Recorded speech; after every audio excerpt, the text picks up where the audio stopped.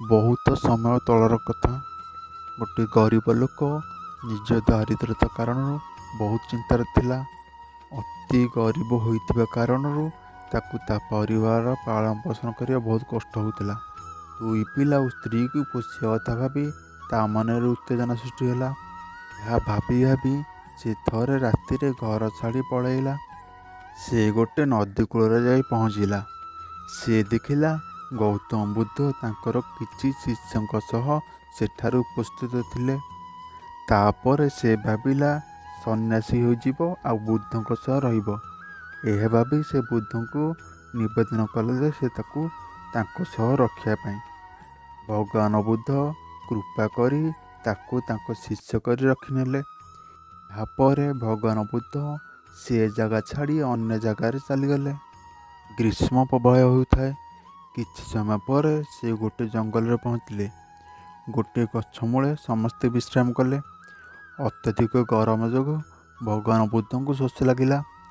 ସିଏ ତାଙ୍କ ନୂଆ ଶିଷ୍ୟଙ୍କୁ କହିଲେ, ଏଇ ପାଖରେ ଗୋଟିଏ ପୋଖରୀ ଅଛି, ତୁମେ ସେଠାକୁ ଯାଅ, ମୋ ପାଇଁ ପାଣି ନେଇ ଆସିବ। ଭଗବାନଙ୍କ ବୁଦ୍ଧଙ୍କ ଆଦେଶରେ ସେ ଶିଷ୍ୟ ପାଣି ଆଣିବାକୁ ଗଲା।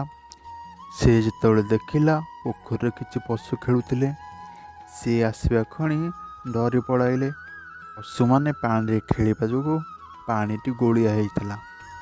ଏତେ ଗୋଳି ପାଣି ଦେଖି ସେ ବିନା ପାଣିରେ ଫେରି ଆସିଲା ଆଉ କହିଲା ସେ ପୋଖରୀରେ ବହୁତ ଗୋଳିଆ ପାଣି ଥିଲା, ତାକୁ ତ ପିଇ ହେବ ନାହିଁ। ଭଗବାନ ବୁଦ୍ଧ କିଛି ସମୟ ଚୁପ୍ ରହିଲେ। ତାପରେ କହିଲେ, ଯା ସେଇ ପୋଖରୀରୁ ପାଣି ନେଇକି ଆସିବୁ। ସେ ଯିବା ସମୟରେ ଭାବିଲା ଭଗବାନ ବୁଦ୍ଧ ଏତେ ଅପରିଷ୍କାର ପାଣି ପିଇବେ କେମିତି। ଏହା ଭାବି ଆସିବା ସମୟରେ ସେ ଦେଖିଲା ପୋଖରୀର ପାଣି ସଫା ହୋଇଯାଇଛି। ସେ ପାଣି ନେଇ ଆସିଲା ଆଉ ଭଗବାନ ବୁଦ୍ଧଙ୍କୁ ପଚାରିଲା, ଭଗବାନ ପଶୁମାନଙ୍କ ଉତ୍ତେଜନା ଯୋଗୁଁ ପାଣି ଗୋଳିଆ ହେଇଥିଲା, ହେଲେ ଏବେ ପାଣି ନିର୍ମଳ ହୋଇଯାଇଛି କେମିତି? ବୁଦ୍ଧ କହିଲେ, ପଶୁମାନଙ୍କ ଉତ୍ତେଜନା ଯୋଗୁଁ ପାଣି ତଳେ ଥିବା କାଦୁଅ ଉପରକୁ ଚାଲି ଆସିଲା ଆଉ ପାଣି ଗୋଳିଆ କରିଦେଲା। ହେଲେ କିଛି ସମୟ ପରେ ସ୍ଥିର ରହିବା ପରେ ପାଣି ପୁଣି ନିର୍ମଳ ହୋଇଗଲା। ସେଇଭଳି ଆମ ଜୀବନ ବି ହୋଇଥାଏ। ଜୀବନରେ ଆସୁଥିବା କଷ୍ଟ ସମସ୍ୟା ଆସେ, ସେହି ସମୟରେ ମନୁଷ୍ୟ ଭୁଲ ନିର୍ଣ୍ଣୟ ନିଏ। ହେଲେ କିଛି ବି ନିର୍ଣ୍ଣୟ ନେବା ପୂର୍ବରୁ ଆମେ ଆମ ମନକୁ ଶାନ୍ତ ରଖିବା ଉଚିତ।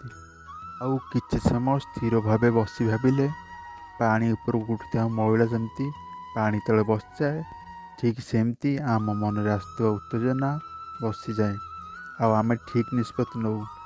କେବେ ବି ଆମେ ଧୈର୍ଯ୍ୟ ହରାଇବା କଥା ନୁହେଁ। ଭଗବାନ ବୁଦ୍ଧଙ୍କର ଏ ଉପଦେଶ ସେ ଲୋକ ବୁଝିପାରିଲା। କିଛି ଦିନ ସ୍ଥିର ଭାବେ ବସି ଭାବିବା ପରେ ସେ ଜାଣିପାରିଲା ସେ ଘର ଛାଡ଼ି ବହୁତ ବଡ଼ ଭୁଲ କରିଛି।